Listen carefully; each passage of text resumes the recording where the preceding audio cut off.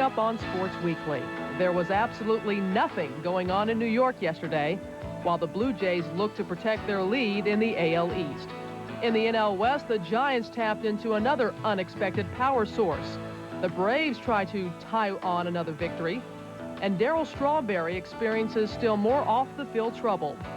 On the gridiron, Heisman hopefuls Charlie Ward and Marvin Graves were in action, and Lou Holtz opened the season under another cloud of controversy. How the mighty have fallen at the U.S. Open. We'll take a look back on all the upsets. The Braves are looking to upset the Giants in the standings. What's your secret, Bobby Cox? We don't panic. No, that's a bad idea, panicking.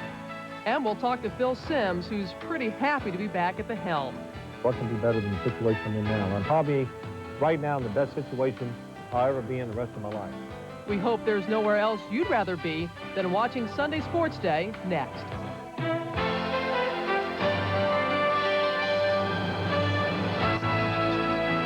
Good morning, I'm Dick Schaap, and welcome to Sunday Sports Day, September 5th, 1993. 2 hours of news, views, reviews, and previews, highlights and sidelights, cheers and jeers. Florida is the football capital of the world today. The Hurricanes, the Seminoles, and the Gators, all contenders for the national championship, all won college games yesterday.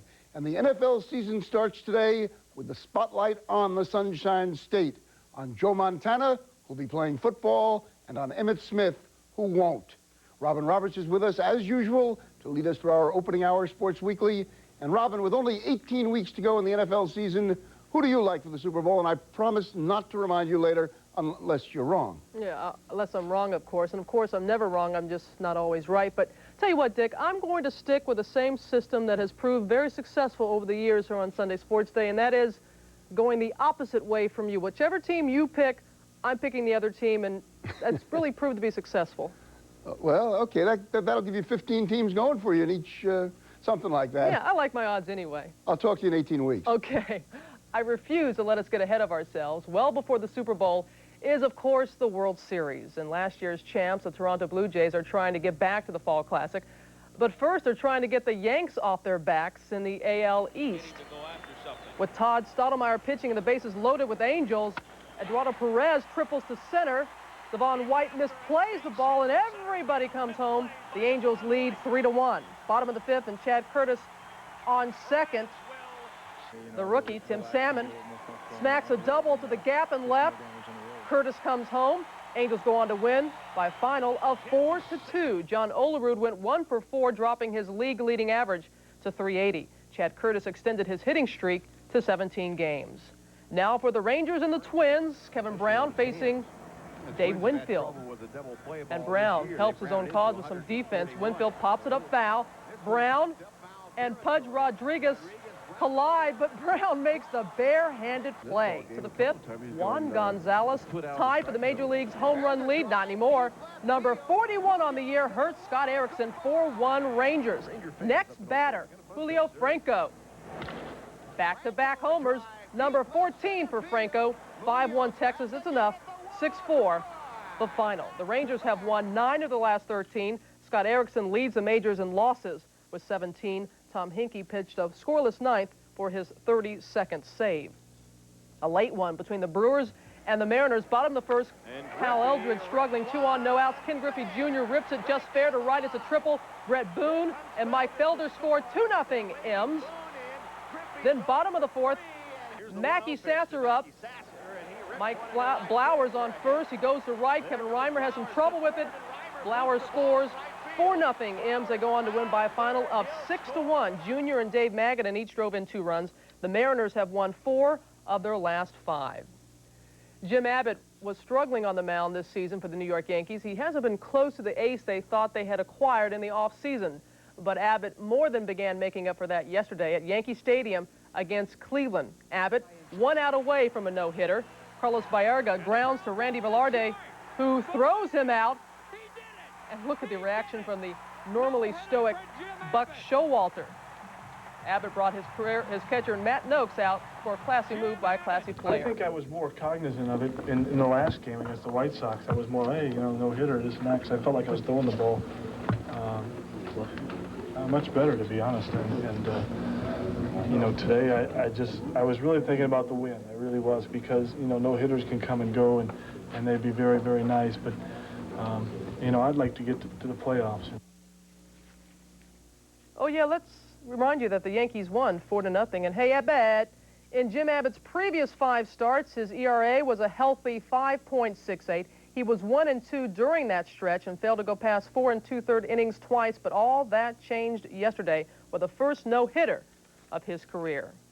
A no-hitter must be even sweeter when you're in a pennant race, and it just got tighter in the AL East. The Yanks are back to within a game. The O's have won 6 straight and are now 3.5 back. Turning our attention now to the National League, Giants rookie Salomon Torres went for his 2nd straight win in as many appearances last night as the NL West leading Giants continued their weekend set in St. Louis. Torres is part of the Giants youth movement, and he can move too. Mark Whitten to J.R. Phillips stabs it, and Torres covers at first. Nice play. Phillips just called up from AAA, received some batting instructions from Bobby Bonds, and it worked. His first Major League at bat, he triples over the head of Brian Jordan in center for his first Major League hit, just like that. Phillips' 2nd at bat.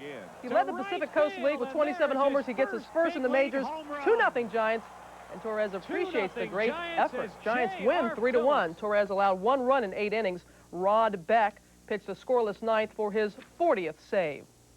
Let's see the Braves can keep up their torrid pace. Bottom of the 2nd, 2 outs, nobody on. Terry Pendleton homers to center, the 12th of the year, his 64th RBI. Braves up 1-0.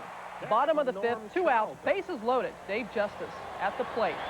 Singles to right off Mark Davis, scoring Tony Tarasco and Jeff Blauser, Justice's 100th RBI. Braves up 3-0. Top of the 9th, 3-2 Braves. Greg McMichael on. He strikes out Phil Plantier. He will get the save later and tie a Brave rookie record for saves with 13. Yes, Braves fans are dancing there at Fulton County Stadium. 3-2 is the final. Kent Merker allowed 1 hit over 5 innings. Justice has driven in 18 runs in his last 13 games. We'll take a closer look at the Braves' 3rd straight second-half surge a bit later here on Sports Weekly. And with the Braves winning 20 of their last 24, they remain 3.5 games behind the front-running Giants.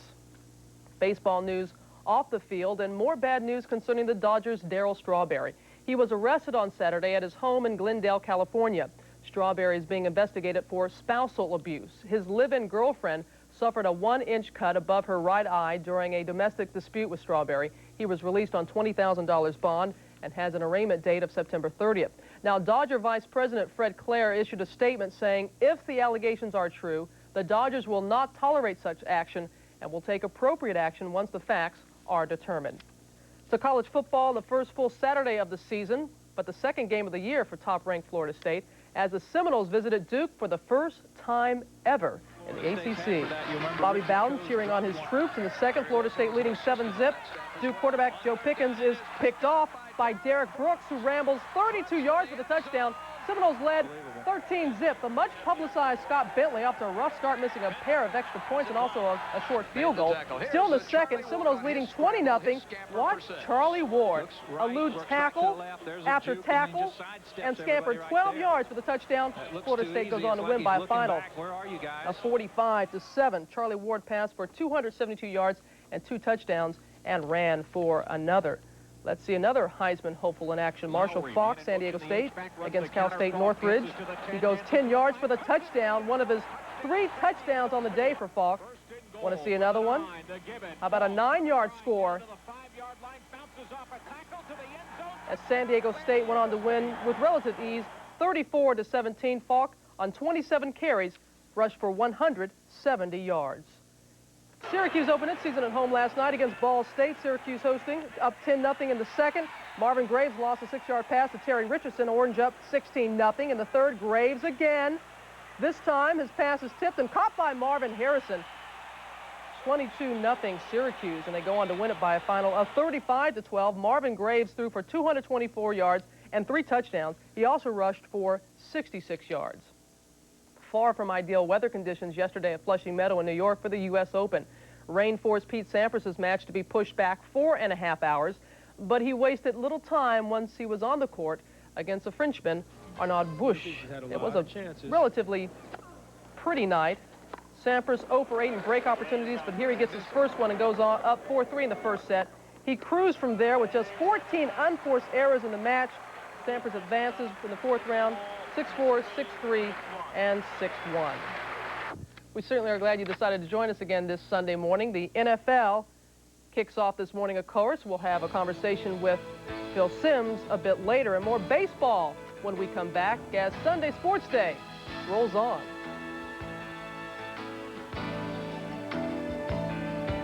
SportsCenter is brought to you by Midas, the Midas way, the way it should be. More from the major leagues. First of all, in the AL, the White Sox and the Tigers. And the Sox are mighty happy to have George Bell back. His second game since coming off the DL, as we take a look around the American League action. We're in the third inning. George Bell, homers to left, off of Bill Gullickson, a 3-run shot. Bell's 9th home run. White Sox up 5-0. I told you they're happy to have him back. He wasn't done. Top of the fourth, Bell singles up the middle, scoring Tim Raines and Frank Thomas. Bell with 5 RBIs. Chicago wins 11-2. In Boston, top of the ninth, Sox up 2-0 until Greg Harris serves up the gopher ball to Brian McRae. And that will tie the game at 2-all. Still in the ninth, Kevin McReynolds, he lines to elude Rob Deere. Felix Jose scores on the triple, and the Royals win by a final of 4-2. How about the O's and the A's? Johnny Oates watching Chris Hoyles connect for a 2-run homer off of Steve Parsay. Hoyles' 21st of the year. Orioles win it by a final of 6-3. Let's take a look at the AL West standings now. The Rangers lead remains 6 games over the, I should say, the White Sox lead over the Rangers remains 6 games, and they're 6.5 up on the Kansas City Royals. Now back to the National League, and the Pirates had matters well in hand against the Rockies on Saturday. They led 4-0 in the 5th inning, but the Rockies came up big in the 5th.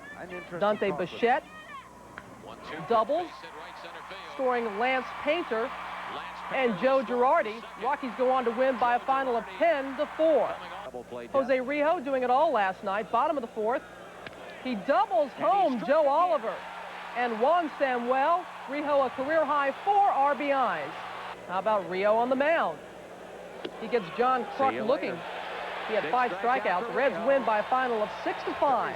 The Stros and the Expos, 5th inning, 1-on against Greg Swindell, and Rondell White connects for his first big lead homer. Expos go on to win by a final of 7-5. The Dodgers and the Marlins, top of the 4th. Eric Karros at the plate. Homers to left, his 19th. He had 4 RBIs.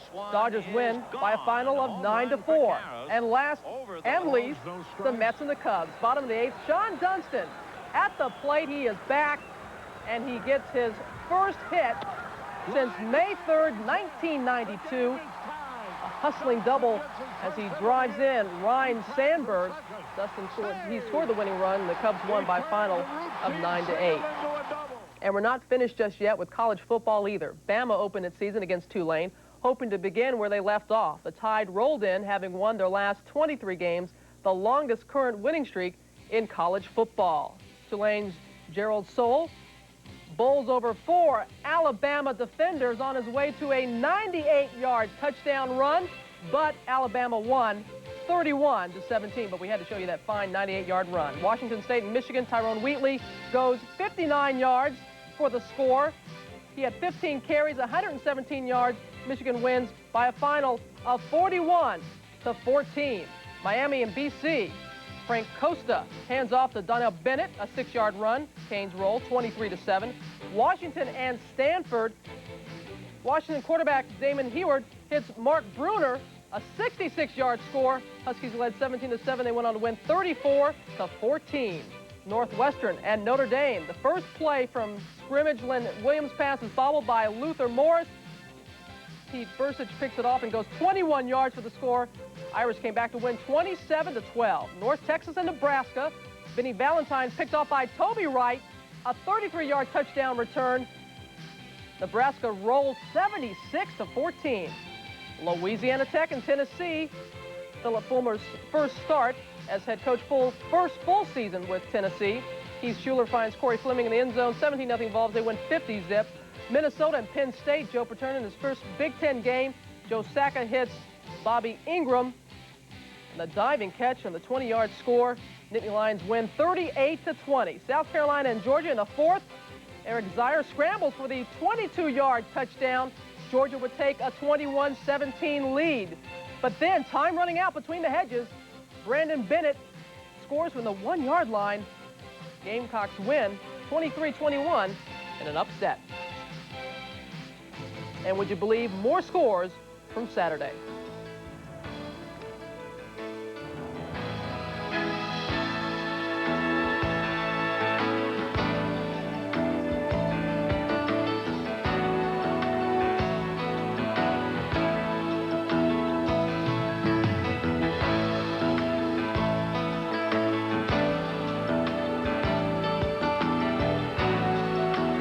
Check in with our college football guru, Bino Cook, next, and something you may not know concerning Joe Paterno and the Big Ten.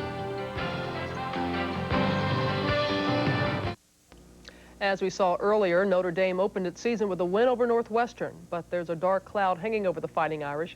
In a recently released book, Under the Tarnished Dome, How Notre Dame Betrayed Its Ideals for Football Glory, one of the book's authors, Douglas Looney, claims an era of steroids and player abuse arrived in South Bend with new coach Lou Holtz in 1986. He has spit on the players. He grabs them by the face mask. We're not talking about a terrific human being here, and I think it's a sad, sad story.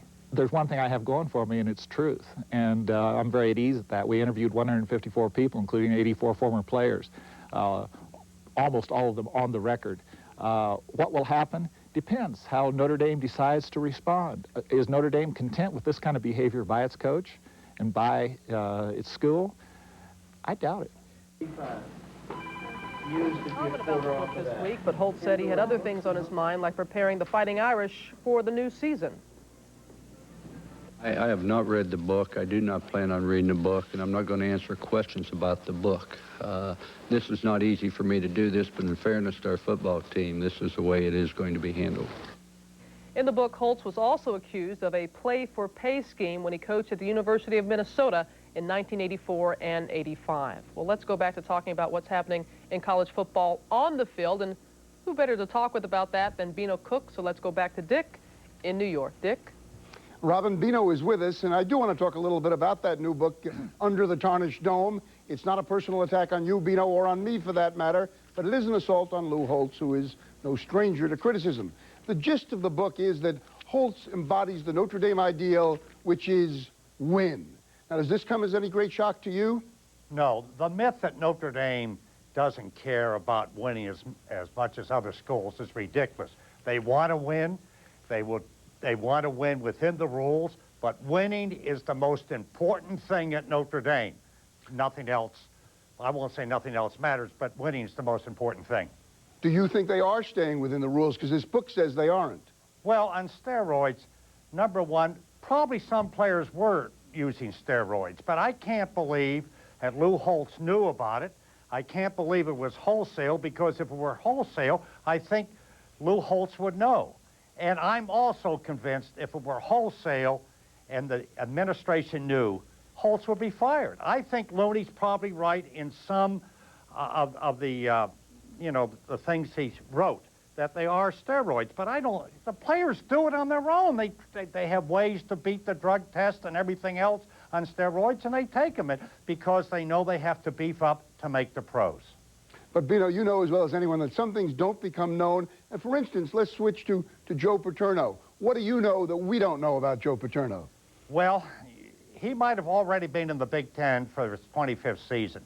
In 1968, in a motel near the greater Pittsburgh airport, Don Canham, then the athletic director at Michigan, offered the head coaching job to Joe Paterno. I imagine he liked the idea of the Michigan helmet and Joe Paterno's white socks.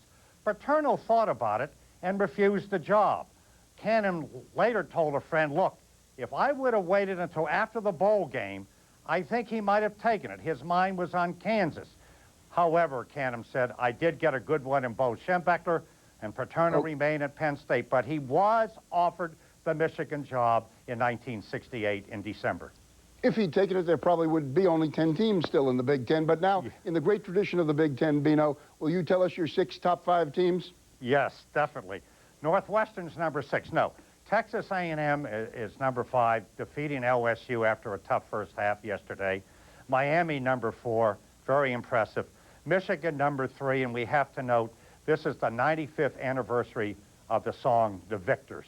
Doesn't a beat come to your heart there? And number 2, FSU, Florida State, and number 1, Alabama, and we'll probably keep Alabama there until beaten. Okay, thank you, Vino. We won't sing the song. Stick around now and watch the sports reporters, which will be coming up on the hour. Skip Bayless is in from Dallas, Bud Collins from Boston, and Mike Lupica offers a few words, too, on the NFL, the AL West, and the NL West, and even Lou Holtz. First, up next, a look at the upsets that went down at the U.S. Open this week.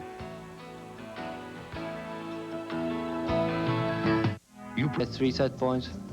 I had set points third set. I mean, I should beat him like in 3 sets if I would make some chances.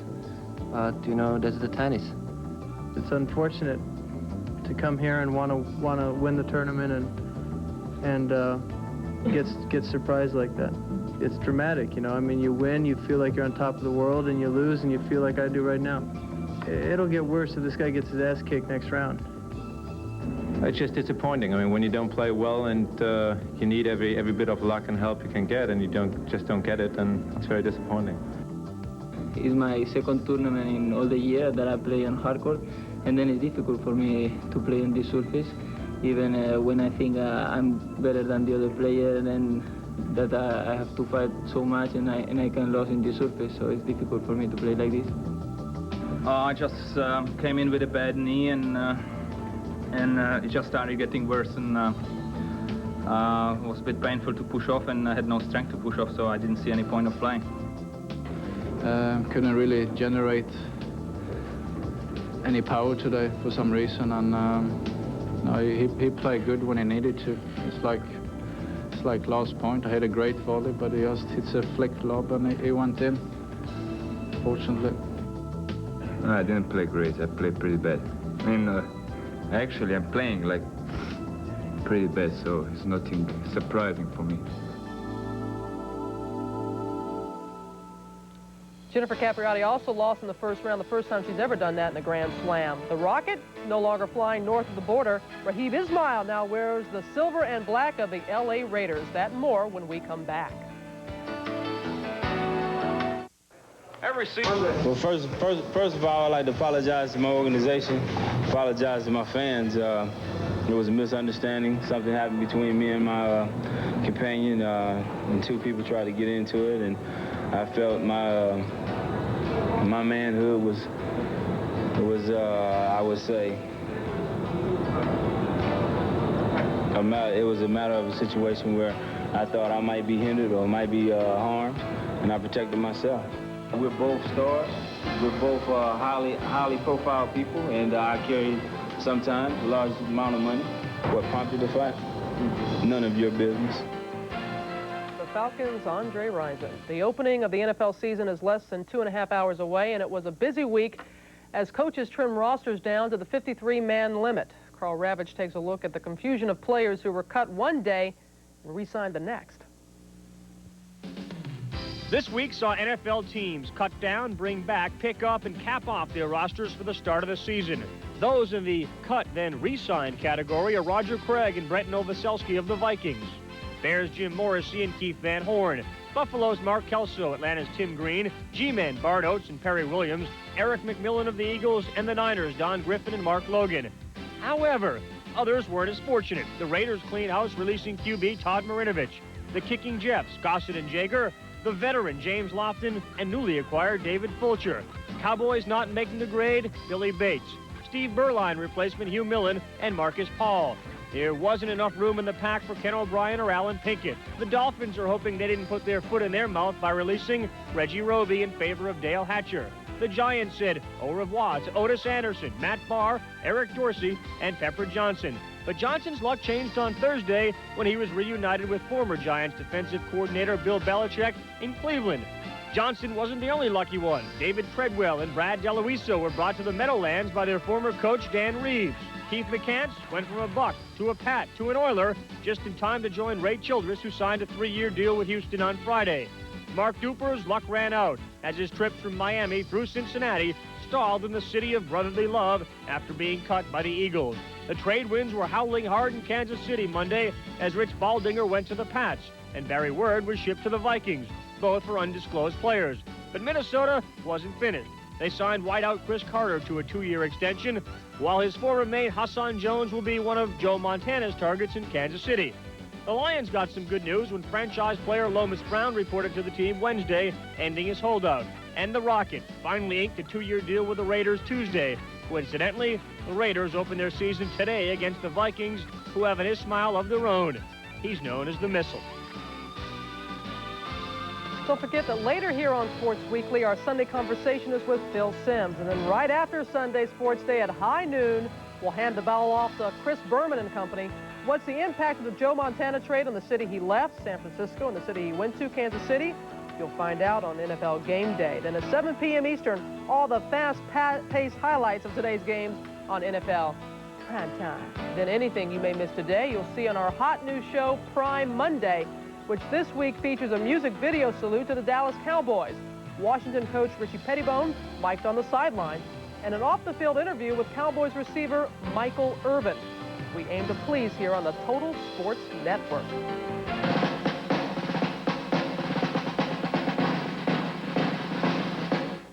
It's time for Face Off, our weekly war of words, wit, and wisdom. And in only a few hours, the 1993 National Football League season begins, providing a new beginning for Joe Montana, starting his 15th professional season, but his first with the Kansas City Chiefs.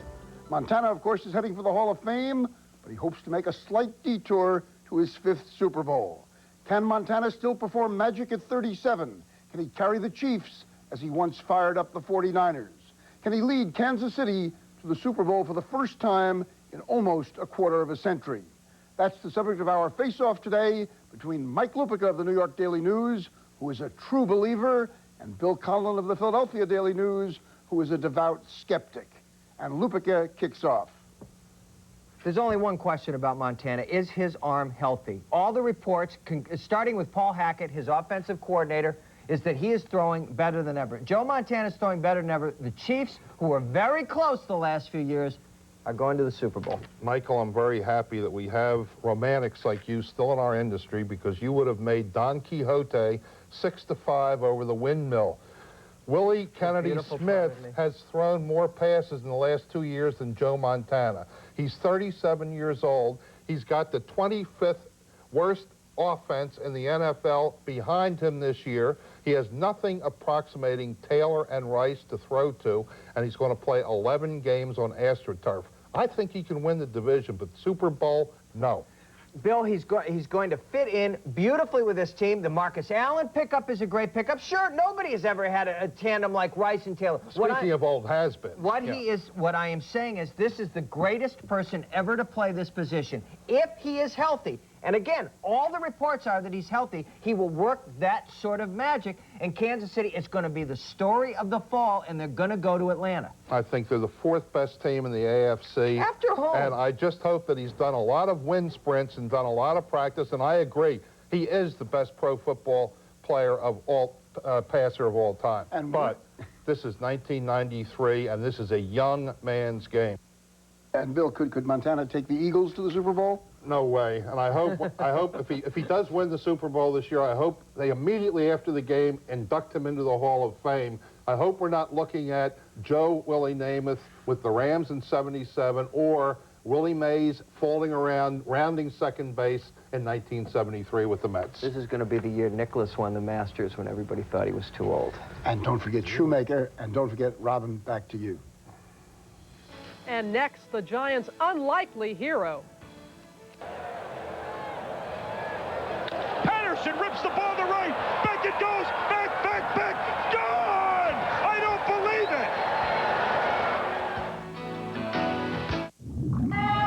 it. Compelling matchup of the past week in the American League featured the Yankees hosting the White Sox. The Sox wanted to increase their lead over Texas in the West, and the Yanks wanted to cut into the Jays' lead in the East. But as Steve Levy is about to show us, the series of the week was the continuation of the NL showdown in Atlanta.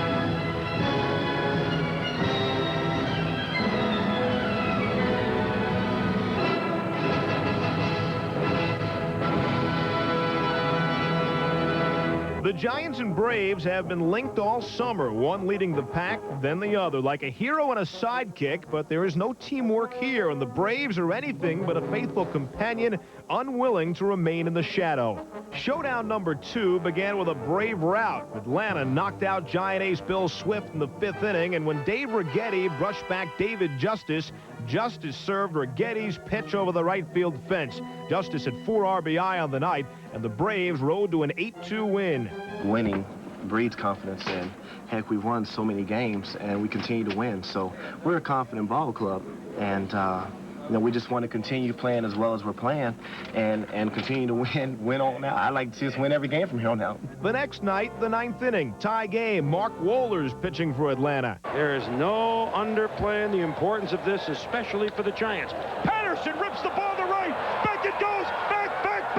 Gone! I don't believe it. As soon as I hit, I kind of knew it was out, and I was happy, obviously, but the game wasn't over, so I couldn't get too emotional. Man, that was great. I mean, wish I could have done that when I was a kid. Had you ever heard of the guy who hit the home run to beat you? No. You know his name? Patterson. I don't know if John? I mean, I've never heard of him before, but, you know, that doesn't change my approach or anything the way I would have went after him. We know him. Yeah.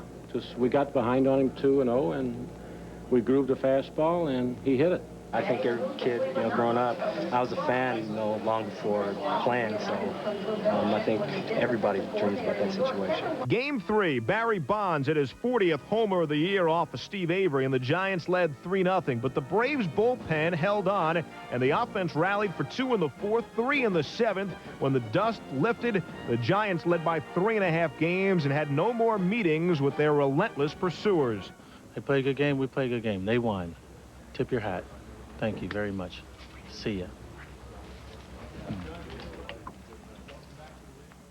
Bobby Cox knows how to get the most out of his already talented It's players. real easy to just dish a guy that may not get it out or get certain situations, but he's going to keep plugging with you, and that's nothing but positive reinforcement.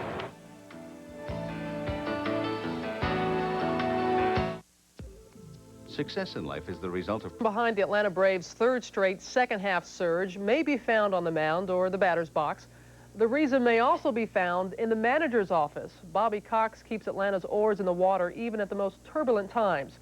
He may not look like a ball of fire in the dugout, but just ask his players and they'll tell you, just like they told Steve Cyphers. Aside from solid starting pitching, very little went right for the Braves before the All-Star break. They were 9 games behind San Francisco, and the Giants showed no sign of letting down. But neither did Bobby Cox. He said we stunk in the first half, but it wasn't like we weren't trying. We just didn't play well. He had expressed the fact that 91 we were 9.5 back, and it could be done again. Cox wasn't kidding. The Braves caught fire the same day their stadium did, the day they got Fred McGriff. And now they're right back in the race. But it's nothing new.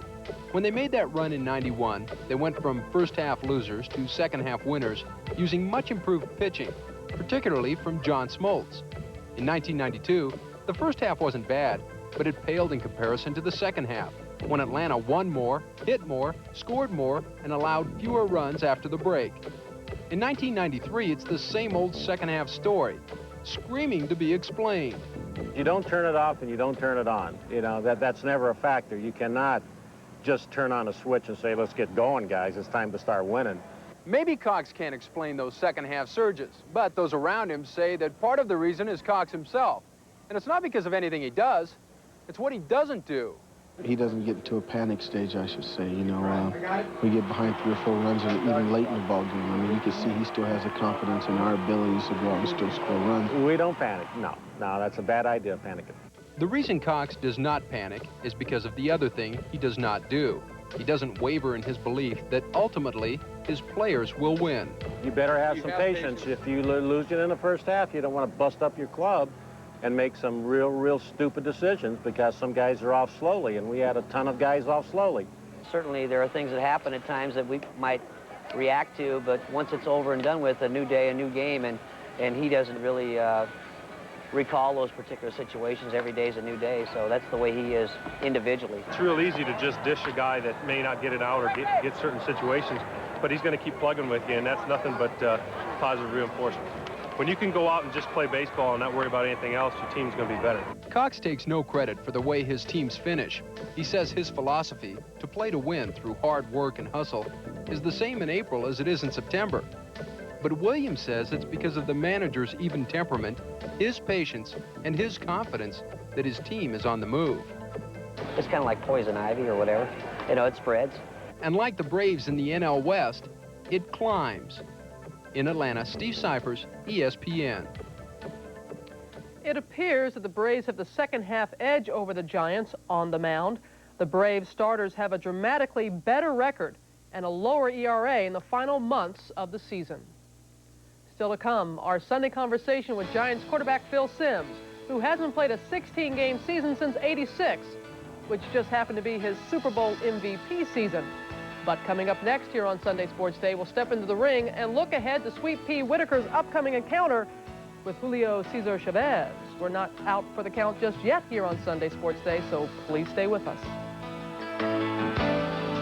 Antonio Purnell Whitaker will put his WBC welterweight title on the line against Julio Cesar Chavez, the undefeated Chavez. Sweet Pea is the champ in the ring, but outside of it, Chavez is the one being treated like royalty. Charlie Steiner takes a closer look at these two very different warriors.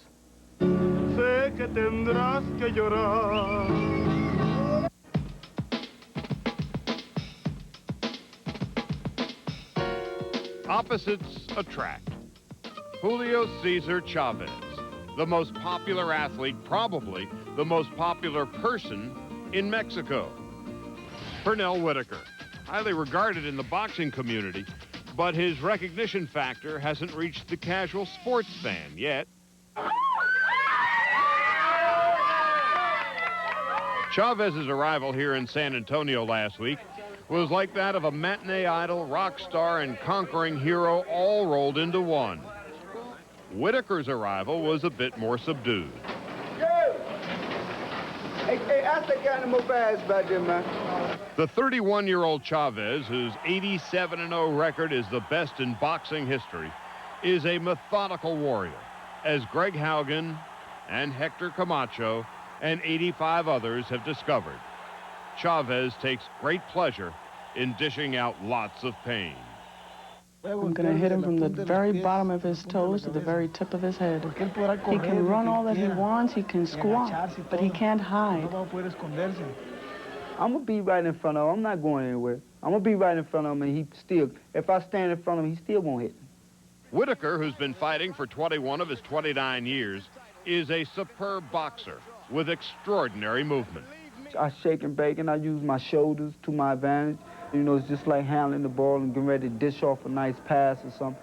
You know, when I wiggle, I might dish you a jab or dish you a left hand. I don't think that we're going to have a battle because I don't think he wants to battle me. He's the type of a fighter that's going to hit and run and hit and run and run a lot.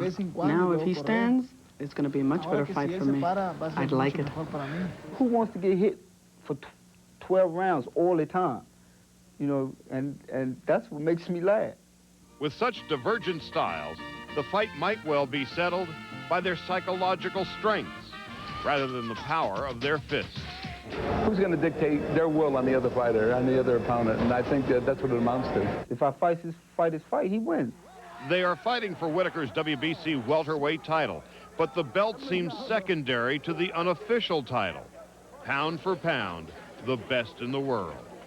In the days leading up to Friday night's fight, the obligatory and gratuitous trash talking has begun. I'm vicious now, you know, and I'm hurting. I promise that after that fight, he's going to go a long time without being able to even talk and open his mouth. You have to leave your mouth in the dressing room. You have to bring your hands to the fight. You know, all that. When you can talk all that, but when it's said, you have to walk to that ring with these. I always let my hands do the talking.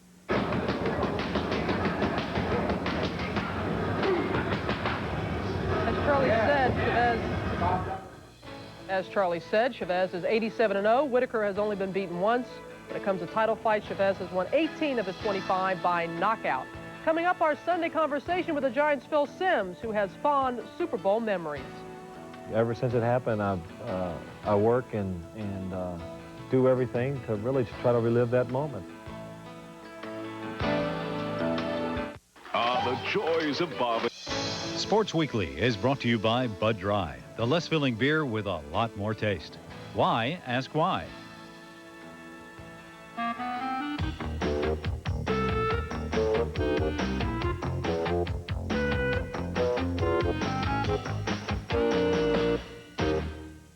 The last time coaches Levy and Parcells met, the Giants kicked the Bills all over the Super Bowl. But hey, that was in 1991, and the whole world seemed different. I mean, back then, there was only one boss in the White House. And Joey Buttafuoco? He was just another body and fender guy. But a lot has changed in 2 years, especially in the NFL. Take Parcells.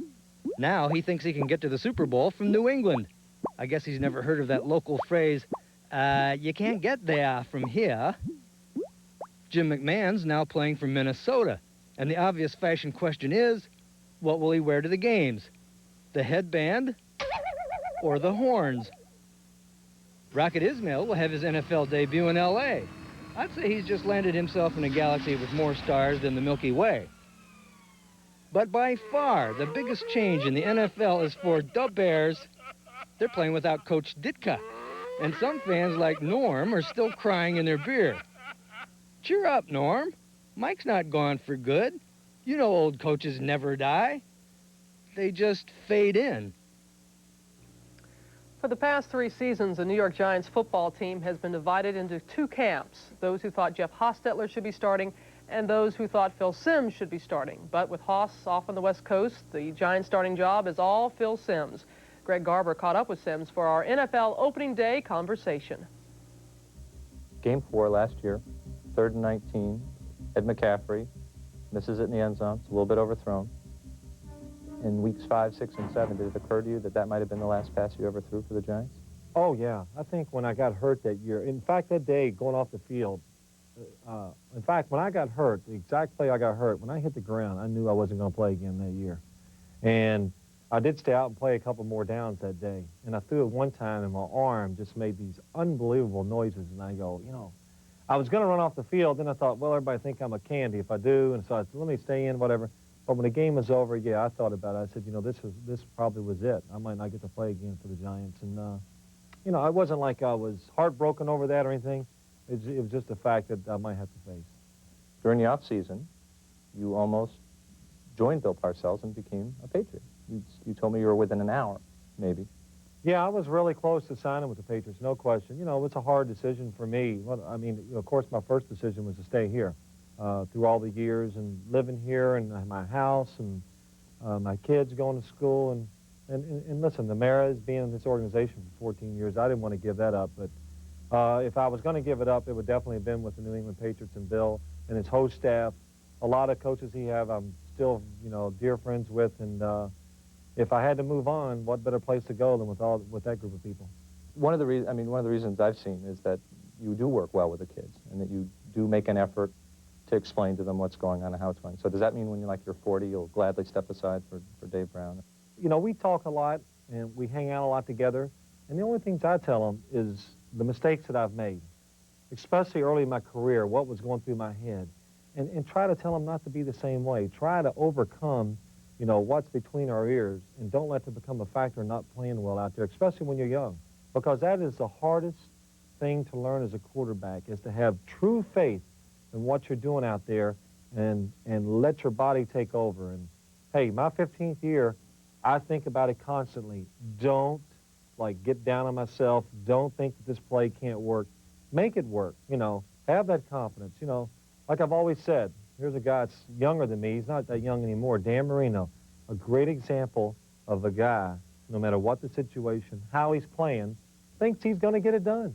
And he can play bad the whole day. And I know he knows he's playing bad, but I can see it in him that he knows he can correct it when the time comes. Listen, that's one of the reasons, that's what makes a successful quarterback, is that everybody else gets that feeling that he personifies. And, you know, that's probably, when I look at, you know, quarterbacks, when I look at him, I think it's the greatest thing he does. He personifies, you're never out of a Big Dan back there, and he's proven it, you're not.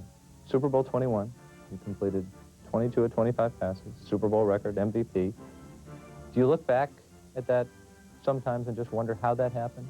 No, I don't look back, wonder how it happened. I tell you, I do look back, and it was a lifetime ago. You know, it's funny. Ever since it happened, I work and do everything to try to relive that moment. I want to get back and try it one more time. I want to get in that situation. I want to get in the playoffs. I want to do all those things. So, you know, I've said before, the one thing I probably didn't do, I probably didn't enjoy what I accomplished that year enough, and I took it for granted. You know, the thing that I think about every now and then is that I don't get depressed, but I think, oh, gosh, you know, I'm going to have to stop playing.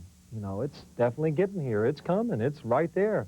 And that worries me, you know, because I've never thought what it's going to be like not to be a player, to be, you know, the athlete, right, to be the kid or whatever, to be the person that doesn't have to worry about, you know, going out to work every day. So that's coming, and when it comes, I'll deal with it, but I'm not looking forward to it. When you're young, it's easy to say, as guys get older, that's not going to happen to me. I'm not going to do that. I'm not going to hang on. And are there times... I never said that, though. I never said that. A lot of young players do. I mean, it's easy to say when you're young. Yeah, I hear guys all the time now that are in the prime of their career. Oh, just two more years. I laugh. I go, hey, who are you kidding? It's not, you're not. You're going to play, and you're going to keep, how can you go on to something else? How can you? And I think they look at me, they think about it, and they go, yeah, you're probably, but they don't tell me that. But I hear it all the time, and I was not one of those guys. I never said to writers or anybody, you know, just 2 more years and I'll give it up. I've never thought like that because, like I said, what am I going to move on to? What can be better than the situation I'm in now? I'm probably right now in the best situation I'll ever be in the rest of my life. So I'm going to try to enjoy this.